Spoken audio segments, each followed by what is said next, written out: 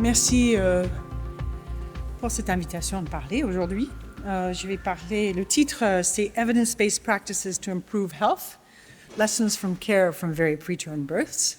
Et en fait, j'ai des diapos en anglais, je vais le faire en français. Donc en français, nous parlons de la médecine fondée sur les données probantes ou la médecine fondée sur les preuves. Et la médecine fondée sur les preuves, c'est en fait l'intégration des meilleures preuves issues de la recherche avec l'expertise clinique et les valeurs du patient pour des décisions concernant les soins. Et ça se concentre sur l'identification, l'évaluation, la mise en commun de ces preuves, de ces données probantes et de promouvoir l'utilisation de ces données en pratique.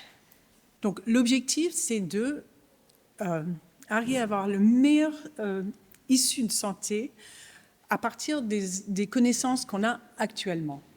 Et sa promesse, c'est que ça devrait être possible d'améliorer la situation aujourd'hui, même sans nouvelles découvertes scientifiques, juste en bien mettant en œuvre des choses que nous savons sont des pratiques qui marchent, des interventions qui marchent. Alors moi, je travaille sur les enfants nés très prématurément. Et c'est une population à fort impact pour cette thématique de médecine fondée sur les preuves. Pourquoi? D'abord, les enfants nés prématurément, c'est des naissances avant 32 semaines d'aménorrhée. Ils sont à peu près 1 à 2% de toutes les naissances. Mais cette population constitue la moitié des décès périnatals.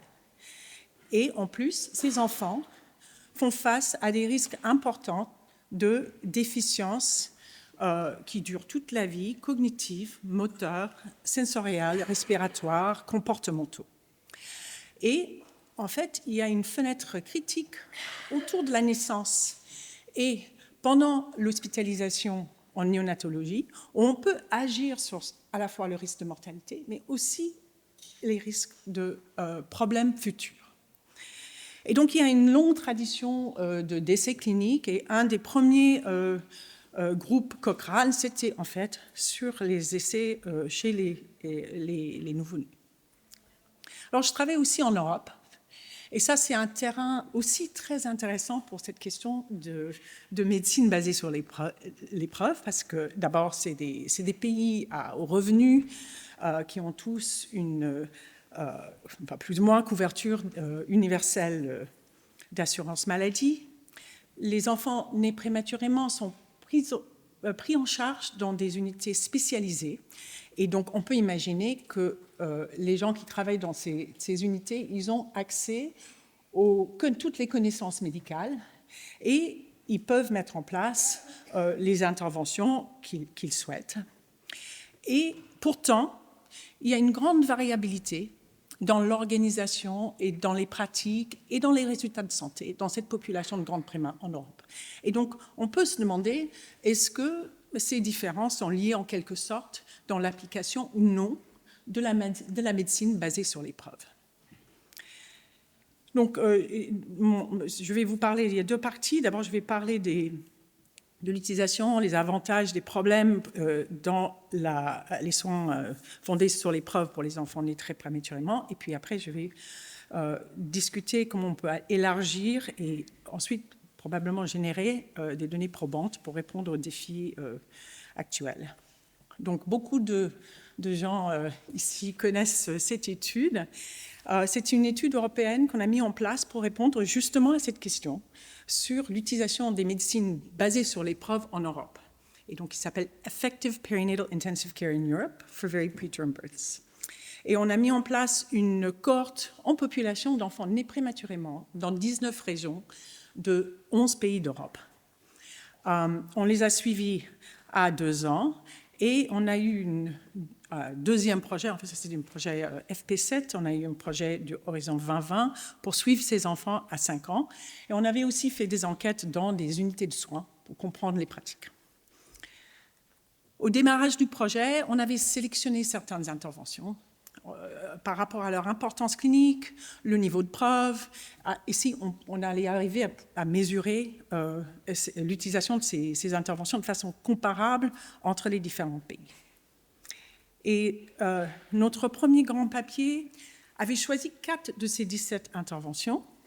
Alors, on a choisi des interventions qui étaient très acceptées, qui avaient un niveau d'évidence élevé, un niveau de preuve élevé, et qui étaient liées à la mortalité et la morbidité à court terme. Et donc, c'était si la naissance a eu lieu dans une maternité spécialisée, si l'administration de corticostéroïdes anténatales, la gestion de l'hypothermie et l'administration de surfactants selon les recommandations.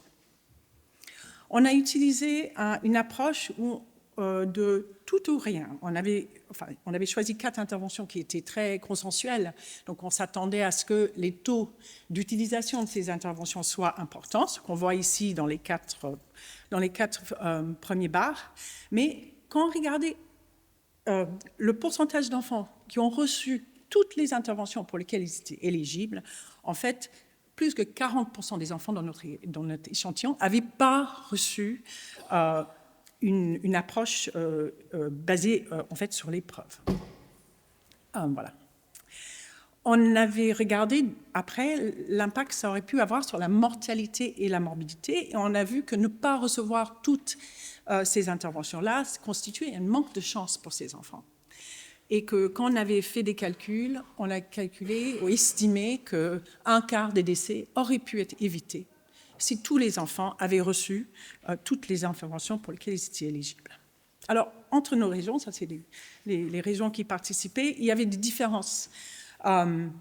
Cependant, et avec quelques-uns où il y avait 60% des enfants qui n'avaient pas reçu ces 4 interventions, mais partout, au moins un quart des enfants étaient dans ce groupe qui n'avaient pas reçu toutes les interventions. Alors, juste un autre exemple. Après, on a publié ce papier. J'ai eu plein de contacts des collègues américains qui ont dit « Mais pourquoi vous n'avez pas rajouté le sulfate de magnésium dans vos pratiques basées sur l'épreuve ?» Et en fait, le sulfate de magnésium, ça permet de faire de la neuroprotection. Et il y a eu une revue systématique Cochrane en 2009 qui avait synthétisé la littérature sur cette question et qui avait montré que l'administration du sulfate de magnésium à la femme enceinte avant l'accouchement réduisait les paralysies cérébrales chez ces enfants. Et en fait, on avait regardé, et qu'est-ce qu'on avait vu en Europe à l'époque? En fait, c'était pas du tout utile. On n'a pas inclus dans notre score parce que finalement, personne encore avait adopté cette pratique. Sur les enfants qui auraient reçu ce traitement uniquement pour la neuroprotection, il n'y avait que 2,6% des enfants qui le recevaient. Alors les choses ont bien changé depuis. Et en fait, aux États-Unis, en même temps, dans le réseau NICHD, ça va des gens qui me contactaient, ils étaient déjà à 11% des enfants éligibles qui recevaient ce traitement. Donc, les résultats de notre étude EPIS ont montré qu'il y avait de la place pour améliorer des choses en mettant en place la médecine basée sur l'épreuve. Mais on a fait beaucoup d'études sur toutes les pratiques dans notre liste, plus d'autres, et on a toujours trouvé de la variabilité entre des régions, même après avoir pris en compte les différences dans les caractéristiques des populations. Et en fait,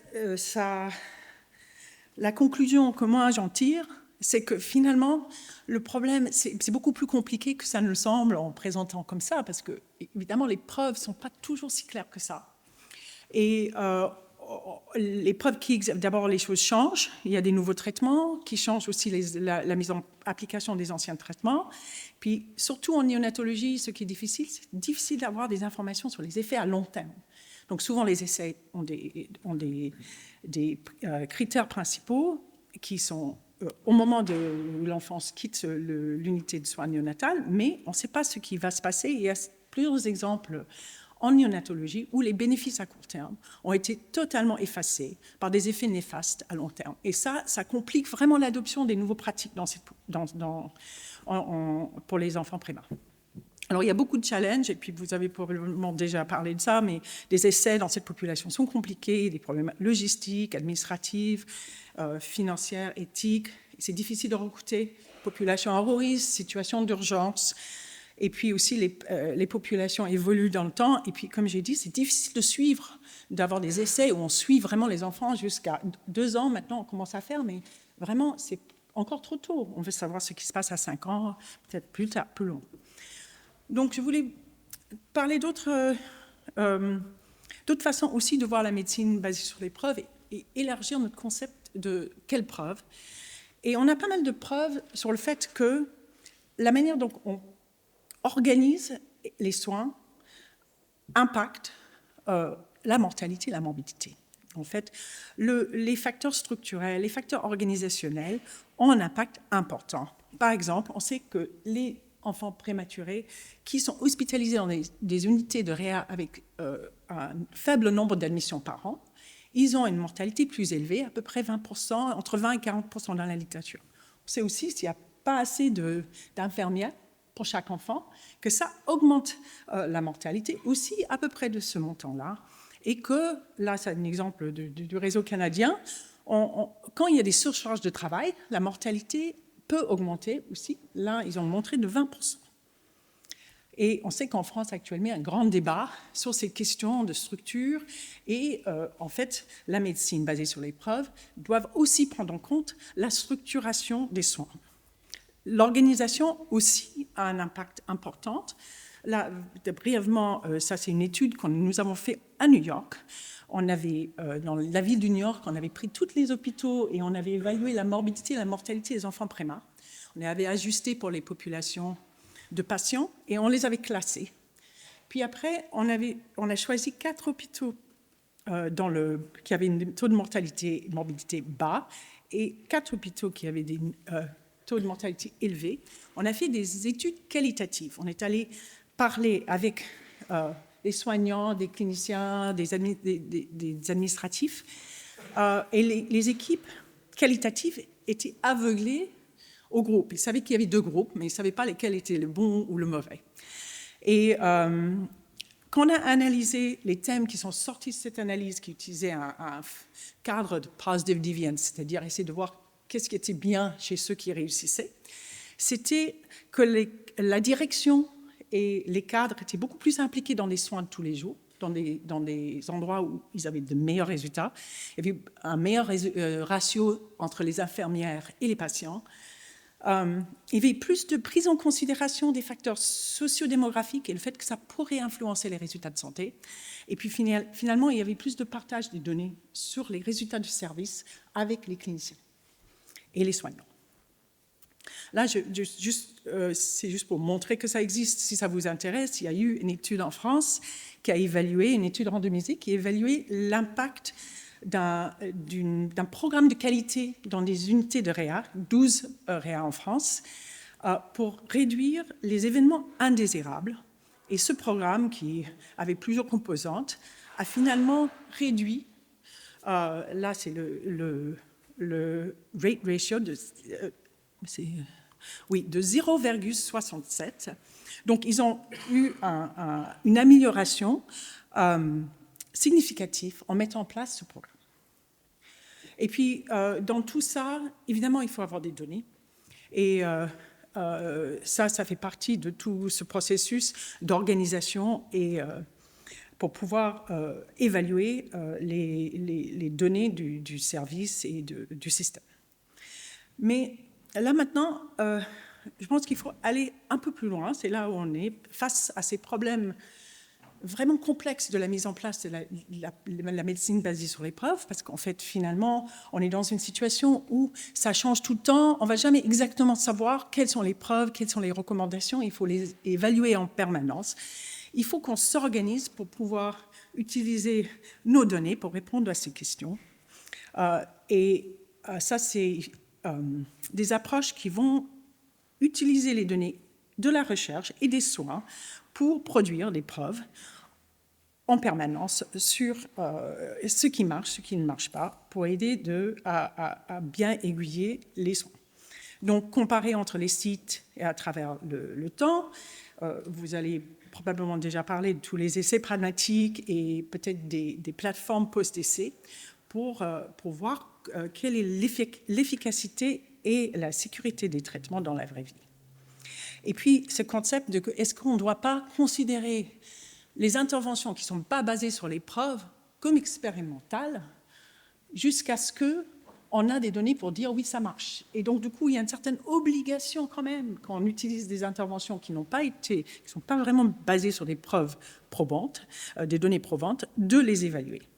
Et puis, pour les enfants prématurés, il est nécessaire de mettre des données de routine sur le suivi.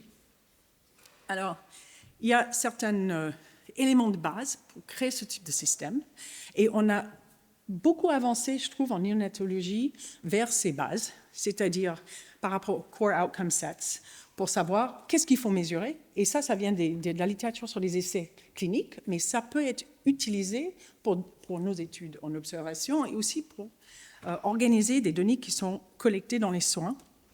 Il y a une expansion du suivi des enfants en routine, qui veut dire qu'on va avoir ces données parce qu'ils vont exister dans la clinique.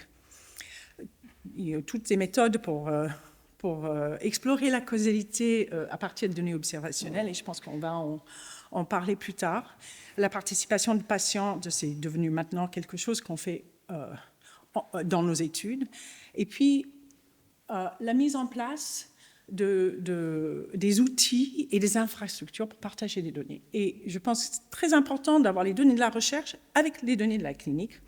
Et là, j'ai mis, je ne sais pas si c'est quelque chose qui a déjà été évoqué, mais cette notion de learning health system, c'est-à-dire qu'on crée des systèmes de santé qui nous permettent d'informer en permanence les soins et les approches thérapeutiques qui vont être mises en place.